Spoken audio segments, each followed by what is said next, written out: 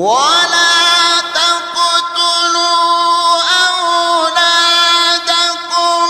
خشية إملاق نحن نرزقهم وإياكم إن قتلهم كان خطأ كبيرا ولا